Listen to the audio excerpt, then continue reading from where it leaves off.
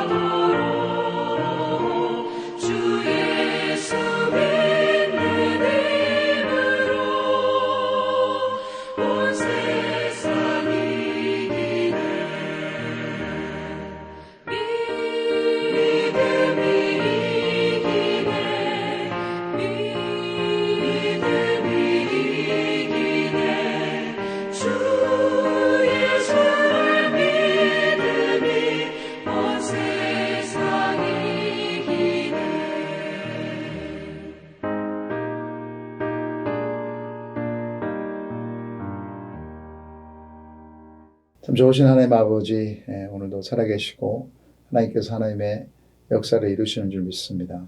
또 여러분 선교 떠난 우리 팀들이 가기도 했고 돌아오기도 하고 있는데 지금 그들을 지켜주시고 무엇보다도 그들이 뿌린 복음의 씨앗들이 멕시코에 또 그리고 일본에 진정으로 잘 뿌리 내릴 수 있도록 은혜 내려 주시옵소서. 오늘도 하나님 말씀으로 우리 마음에 씨앗을 심습니다. 주님 이 말씀이 자랄 수 있도록 주님과 동행한 하루 되게 하여 주시옵소서. 예수님의 이름으로 기도드립니다. 아멘. 신명기 3장 1절부터 11절 말씀 우리 한 절씩 같이 보겠습니다. 신명기 3장 1절부터 11절 말씀입니다. 1절 우리가 돌이켜 바산으로 올라가매 바산 왕 오기 그의 모든 백성을 거느리고 나와서 우리를 대적하여 에드레이에서 싸우고자 하는지라. 여호와께서 내게 이르시되 그를 두려워하지 말라. 내가 그와 그의 모든 백성과 그의 땅을 너의 손에 넘겼으니 너가 헤스본에 거주하던 아모리 족속의 왕 시온에게 행한 것과 같이 그에게도 행할 것이니라 하시고, 우리 하나님 여호와께서 바산 왕 옥과 그의 모든 백성을 우리 손에 넘기심에 우리가 그들을 쳐서 한 사람도 남기지 아니하였느니라. 그때 우리가 그들에게서 빼앗지 아니한 성읍이 하나도 없이 다 빼앗았는데 그 성읍이 60이니 곧 아르곱 온 지방이요 바산에 있는 옥의 나라이니라. 그 모든 성읍이 높은 성벽으로 둘려있고 문과 빗장이 있어 견고하며 그 외에 성벽 없는 고을이 심히 많았느니라. 우리가 헤스본 왕 시온에게 행한 것과 같이 그 성읍들을 멸망시키되 각 성읍의 남녀와 유아를 멸망시켰으나 다만 모든 가축과 그 성읍들에서 탈취한 것은 우리의 소유로 삼았으며, 그때 우리가 요단강 이쪽 땅을 아르논 골짜기에서부터 헤르몬 산에까지 아모리 족속의 두 왕에게서 빼앗았으니 헤르몬 산을 시돈 사람은 시련이라 부르고 아모리 족속은 스닐이라 불렀느니라. 우리가 빼앗은 것은 평원의 모든 성읍과 길르앗 온 땅과 바산의 온 땅 곧 옥의 나라 바산의 성읍 살르가와 에드레이까지이니라. 르바임 족속의 남은 자는 바산 왕 옥뿐이었으며 그의 침상은 철 침상이라. 아직도 암몬 족속의 라빠에 있지 아니하냐. 그것을 사람의 보통 규빗으로 재면 그 길이가 9규빗이요 넓이가 4규빗이니라. 하나님의 말씀입니다. 신명기 지금 모세의 마지막 설교에 와 있습니다. 이제 이집트에서 나온 출애굽 1세대들 불순종으로 인해 광야에서 모두 다 죽었고요. 광야에서 태어난 2세대가 약속의 땅을 향해 나아가고 있는 것이죠. 그들은 지금 요단강, 여러분 요단강이 여기 있으면 동편 그리고 이제 북쪽에 서 있습니다. 그래서 이제 요단강만 건너면 드디어 하나님께서 약속하신 가나안 땅이에요. 그러나 그 땅으로 들어가기 전에 반드시 넘어야 할 장애물이 있었습니다.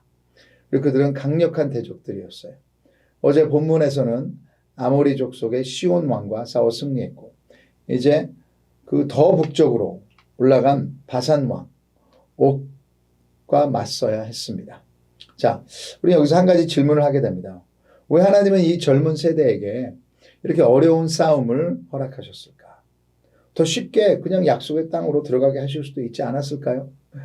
2절을 보면 하나님은 먼저 이렇게 말씀하십니다. 그들을 두려워하지 말라. 이 말씀은 곧 그 상황이 두려운 상황이라는 뜻이죠. 하나님은 이들을 괴롭히기 위해 어려움을 허락하신 것이 아니라 두려움을 이기는 믿음의 훈련을 시키기 위해서 이 싸움을 허락하신 것입니다.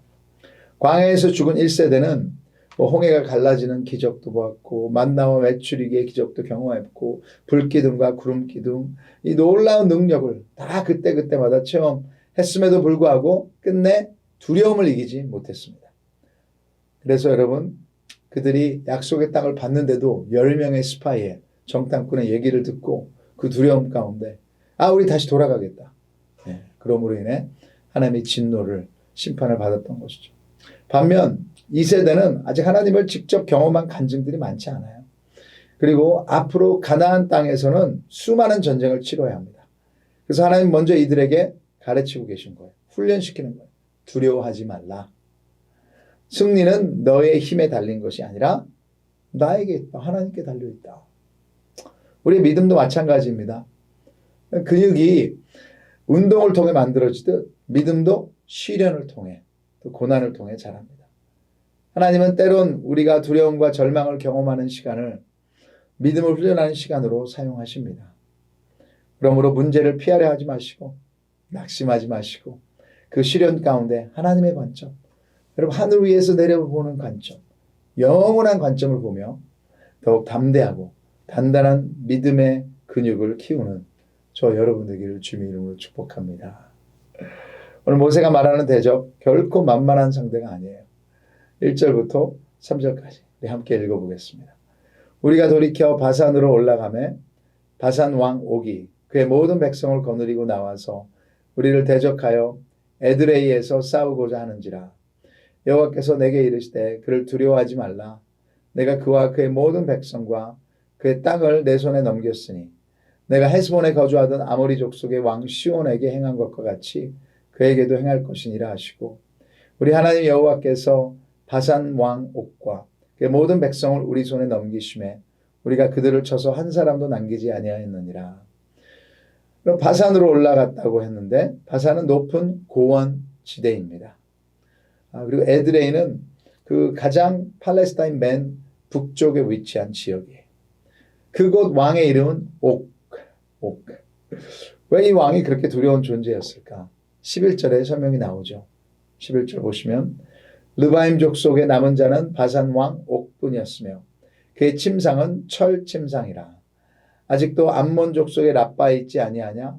그것을 사람의 보통 규빗으로 재면 그 길이가 9규빗이요 넓이가 4규빗이니라.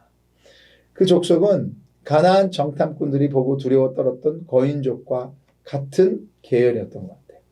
바산 왕 옥의 침대 길이가 9규빗, 넓이는 4규빗. 오늘날 기준으로 하면 학자들은 13 feet, 13feet, 4m가 넘는 길이에요. 침대가 그렇게 크다는 것은 뭐예요? 그의 체격이 얼마나 컸는지를, 거대했는지를 보여주는 것이죠. 몬스터 같은 존재였어요. 미국 NBA 농구 선수들도 7피트만 되어도 모두가 놀라는 거대한 사람인데요. 그보다 훨씬 큰 거인과 싸워야 한다면 얼마나 두렵겠습니까? 이런 두려움은 그때 그 이스라엘만의 문제가 아니죠. 오늘을 살아가는 우리도 두려움 속에 살아갑니다. 우리 가슴을 철렁철렁 내려앉게 하고 우리를 그 자리에서 주저하게 하는 상황들, 소식들이 하루에도 수없이 일어납니다. 누가 병에 걸렸다, 누가 아프다, 관계가 망가졌다, 경제가 나쁘다, 나의 비즈니스가 어려워지고 있다, 우리 자녀들이 원하는 대학에서 문제가 있다, 이런 하루에도 수없이 많은 일들이 일어나는데 그렇게 두려움에 사로잡힌 마음은 예수님이 우리에게 주신 풍성한 삶을 누리지 못하게 합니다. 약속의 땅을 눈앞에 두고도 들어가지 못하게 발을 묶어놓는 것입니다. 심리학자들은 두려움은 단순한 감정이 아니라 우리 안의 욕구와 연약함, 그리고 통제하려는 마음이 드러나는 신호라고 말합니다. 물론 건강한 두려움은 우리 모두에게 필요해요. 하지만 두려움이 우리의 삶을 지배하기 시작하면 걱정과 회피가 생기고 자기 중심적으로 변하며 눈에 보이지 않는 하나님을 신뢰하기보다 눈앞에 놓인 상황이나 사람을 붙잡게 만듭니다. 더 나아가서 사람을 두려워하고 미래를 두려워하고 실패를 두려워하고 부족함을 두려워합니다. 우리의 많은 상처들이 그 두려움과 다 연결되어 있습니다. 요즘 많이 들어보는 공황장애 컨디션도 극도로 증폭된 두려움이라고 설명합니다.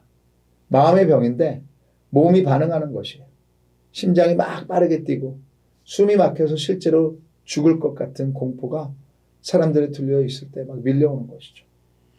우울증 역시 미래에 대한 두려움과 절망에서 시작되는 경우가 많습니다. 회피하고 싶고 숨고 싶고 도망가고 싶은 충동이 막 일으켜지죠.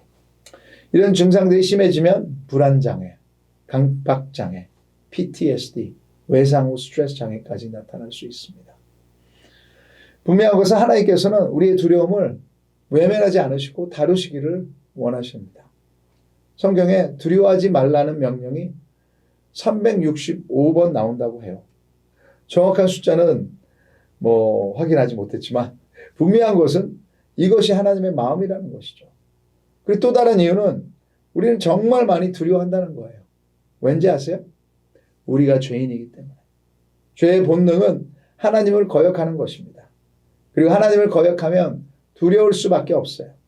어린 아이들이 잘못을 저지르면 엄마 아빠의 얼굴을 두려워하는 거죠. 아담과 하와도 죄를 짓고 두려워서 가장 먼저 하나님으로부터 숨었습니다. 그렇게 죄는 우리를 두려움이라는 어둠 속으로 빠뜨립니다. 그리고 사탄은 두려움을 통해 우리 삶을 통제하려고 우리를 영적 노예로 만들려고 하는 거예요. 그래서 하나님 명령하십니다. 두려워하지 말라. 다른 말로 담대하라. 그리고 그럴 수 있는 많은 이유들을 성경에 주셨어요. 두 군데만 찾아보면 요한 1서 4장 4절. 요한일서 4장 4절 함께 읽겠습니다. 자녀들아 너희는 하나님께 속하였고 또 그들을 이기었나니 이는 너희 안에 계신 이가 세상에 있는 자보다 크심이라. 그럼 크리스천이라면 하나님께 속한 하나님의 자녀예요. 우리 안에 계시는 아버지가 이 세상 어느 것보다 크시다는 것입니다. 13피트가 되는 거인도 하나님 앞에선 코끼리 앞에 쥐입니다. 또 역대하에서 하나님은 여호사밧 왕에게 말합니다.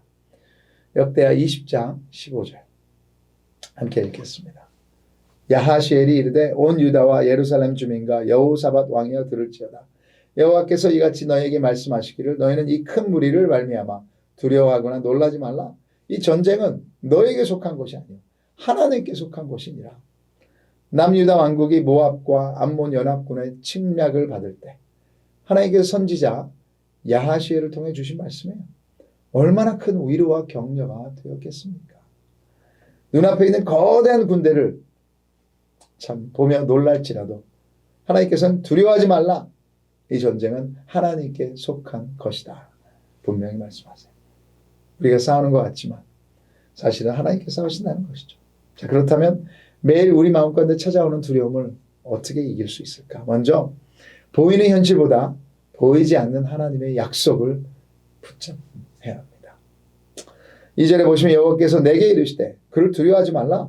내가 그와 그의 모든 백성과 그의 땅을 너의 손에 넘겼으니. 두려움은 눈에 보이는 현실의 목소리를 듣습니다. 반면 믿음은 하나님의 약속의 목소리를 듣는 거예요. 제 큰아들이 3살 때 저희 가족은 필리핀에서 DTS 아웃리치를 했었습니다. 그래서 2달 동안 10명의 사람들과 함께 이제 그 사역지에서 마련한 그 선교센터에서 살았는데 팀 멤버 중 좀 까다로운 백인 할머니가 계셨어요. 그래서 3살짜리 아들이 시끄럽게 하고 말썽을 피우는 것을 못마땅하게 생각하셨습니다. 그래서 하루는 저에게 경고하듯이 아들에 대해서 You better be careful. He has angry eyes. 조심해라. 저의 눈에는 이 분노가 있어. 지금 생각해도 그런 말을 하면 안 되는 건데 제 아내와 저는 좀 화가 났죠. 그 아들의 미래를 저주하는 것 같았습니다. 근데 사실 조금 두려운 마음이 들었어요. 그 당시 제 눈에 보이는 우리 큰아들의 성격은 잘 울고 삐치고 화내고 쉬운 성격이 아니었어요. 분노가 많은 사람으로 크면 어떡하지? 그런데 그때 stop! 하나님의 약속을 붙잡고 그 할머니를 향한 분노와 몰래 숨어든 두려움을 쫓아낸 기억이 있습니다. 하나님, 우리 아들들을 하나님 나라를 위해 쓰시겠다고 약속하셨죠? 그 약속만 붙들겠습니다. 두려움아, 물러가라. 하나님은 전쟁이 시작하기도 전에 말씀하셔서 내가 이미 넘겨주었다. 우리 눈에는 거인이 보이지만 보이지 않는 현실은 이미 승리한 전쟁입니다. 믿음이란 현실을 부정하는 것이 아니에요. 거인은 여전히 거인이고 아픔은 아직도 아픔이고 병은 그대로 병이고 여러분 깨진 관계는 깨진 관계이고 큰 무리는 여전히 우리를 공격합니다. 그러나 하나님의 약속을 더 큰 현실로 받아들이고 두려움에게 물러가라고 명령하는 저와 여러분 되기를 축복합니다. 둘째, 하나님의 신실하심을 기억하며 미리 감사하는 것이에요. 두려움은 내가 싸워야 한다. 내가 해결해야 한다. 그래서 오는 거예요. 근데 오늘 본문은 계속해서 하나님이 싸우셨다고 말합니다. 3절에 우리 하나님 여호와께서 바산만 옥과 그의 모든 백성을 우리 손에 넘기시매. 그럼 시온 왕도 하나님이 이기게 하셨고 옥 왕도 하나님이 넘겨주셨어요. 싸움이 끝난 후가 아니라 싸움이 시작하기도 전에 하나님이 이미 승리를 선포하셨고 과거에 신실하셨던 하나님께서 오늘도 동일하게 신실한다는 사실을 붙드는 것이 믿음입니다. 만약 하나님이 변덕스러운 분이라면 얼마나 불안하겠습니까? 그러나 하나님은 어제도 오늘도 영원토록 변하지 않으십니다. 오늘도 우리를 위해 싸우시는 아버지이십니다. 그러기에 싸우기도 전에 문제가 해결하기도 전에 아직 일어나지도 않은 일에 대해서도 미리미리 감사하는 감사가 입에서 떠나지 않는 저 여러분 되기를 축복합니다. 셋째로 순종은 두려움의 힘을 약하게 만들 것입니다. 이스라엘은 말씀대로 올라갔다고 했어요. 우리 하나님 명령하신 대로 싸웠습니다. 우리 하나님께서 주신 승리를 맛보았습니다. 두려움이 사라진 다음에 순종한 것이 아니에요. 순종하는 동안 두려움의 힘이 약해진 것입니다. 그래서 제가 항상 기억하는 그 코테이션이 있어요. Courage is not absence of fear, but absence of self. 용기란 두려움이 없는 상태가 아니라 내 자신이 중심에서 비워지는, 내려오는 것이다. 내 안전보다 하나님의 영광이 우선이 되고 내 계산보다 하나님의 말씀으로 결정할 때 두려움은 힘을 잃어버리는 줄 믿습니다. 마지막으로 여러분, 다른 것이 아니라 하나님이 함께 하신다는 사실을 기억할 때 두려움은 사라집니다. 성경에서 두려워하지 말라는 말씀 뒤에는 거의 항상 같은 이유가 따라 나와요. 내가 너와 함께한다. 이사야 41장 10절. 우리 한번 같이 읽어보실까요? 이사야 41장 10절. 두려워하지 말라. 내가 너와 함께함이라. 놀라지 말라. 나는 너의 하나님이 됨이라. 내가 너를 굳세게 하리라. 참으로 너를 도와주리라. 참으로 나의 의로운 오른손으로 너를 붙들리라. 아멘. 이 구절은 지난 5월 하나님 품에 안기신 우리 고 우예옥 집사님께 마지막으로 병원에서 함께 나누었던 말씀입니다. 암투병 가운데 세상의 눈으로 보면 절망이죠. 하나님께서 우리 집사님에게 두려워하지 말라는 말씀을 주셨대요. 근데 저도 똑같은 말을 제가 구절을 가지고 왔거든요. 내가 너와 함께 한다. 우리가 죽음을 두려워하는 큰 이유는 그 이유를 알지 못하기 때문입니다. 죽음은 이 세상 모든 불이 꺼지는 것 같이 캄캄하고 저주 같고 절망 같습니다. 하지만 복음은 다른 관점을 줍니다. 예수님께서 이미 우리의 죄와 저주를 대신 지셨고 죽음을 이기셨기에 우리는 혼자가 아니라 예수님과 함께 죽음을 통과하는 거예요. 보이는 현실은 차가운 무덤이지만 보이지 않는 현실은 따뜻한 하나님 아버지의 품에 안기는 것입니다. 예수님께서 이미 승리를 십자가에서 확보하셨습니다. 그것이 우리가 믿는 하나님의 약속이기에 이제 두려움아 물러갈지어다. 여러분, 저는 사실 두려움이 많은 사람이에요. 어렸을 때도 두려워서 화장실에, 바깥에 화장실이 있었는데 시골에 살 때 혼자 가지 못했어요. 항상 엄마 아빠를 데리고 모시고 갔었어요. 조금만 어려운 일이 생겨도 쉽게 걱정하고 무너지는 세 가지입니다. 제가 남편이 되고 아버지가 되니 가족 앞에서는 용기 있는 척 할 때가 많습니다. 하지만 우리를 붙들어 주시는 분은 그런 연약한 아버지가 아닙니다. 우리와 함께 하시는 분은 전지전능하신 하나님이신 줄 믿습니다. 예수님은 임마누엘 이런 이름으로 우리에게 오셨습니다. 그 뜻은 God with us. 하나님 우리와 함께 하신다. 오늘 여러분의 눈앞에 어떤 두려운 현실이 보이십니까? 순종으로 한 발짝 나아갈 때 두려움은 힘을 잃을 줄 믿습니다. 눈에 보이는 거인보다 보이지 않는 하나님의 약속을 붙드시고 미리 감사와 찬양으로 하나님께 예배드리며 또 내일 우리 함께 공동체 함께 그 주님을 찬양하는 그런 주말이 되기를 주님의 이름으로 축복합니다. 함께 기도하겠습니다. 몇 가지 질문, 큐티인에 나오는 질문입니다. 나는 두려운 상황에서 눈에 보이는 환경을 믿습니까? 보이지 않는 하나님의 약속을 믿습니까? 내가 이 정도는 괜찮겠지 하며 남겨둔 죄의 씨앗은 무엇입니까? 철저히 회개하여 끊어내어야 할 습관은 무엇입니까? 내 능력 밖이라 여겨지던 문제가 말씀에 순종하여 해결된 경험이 있습니까? 주님, 전쟁은 여호와께 속하였다고 하나님께서 선포하셨습니다. 오늘 우리 삶에도 영적 전쟁들이 있고 여기저기 문제들이 있습니다. 그러나 오늘 이것이 가장 중요한 현실이 아닙니다. 우리에게 가장 중요한 현실은 하나님과 맺은 언약이요 주님이 우리에게 주신 약속인 줄 믿습니다. 다시 한번 그 언약과 약속을 기억하게 하여 주시고 이 모든 문제와 두려움이 우리를 죽음으로 인도하게 되지만 지금 죽음조차도 그것을 이기신 예수 그리스도 그분의 부활의 능력으로 용기를 가질 수 있도록 도와주시옵소서. 두려움아 물러갈지어다. 오늘도 모든 것을 주관하신 하나님을 찬양합니다. 내일 또 우리 성도님들과 함께 모여 주님께 드릴 예배를 올려드리고 기대하며 예수님의 이름으로 기도드립니다. 아멘. 오늘도 주님과 동행하시기를 축복합니다. 감사합니다. 각자 기도의 시간으로 나가겠습니다.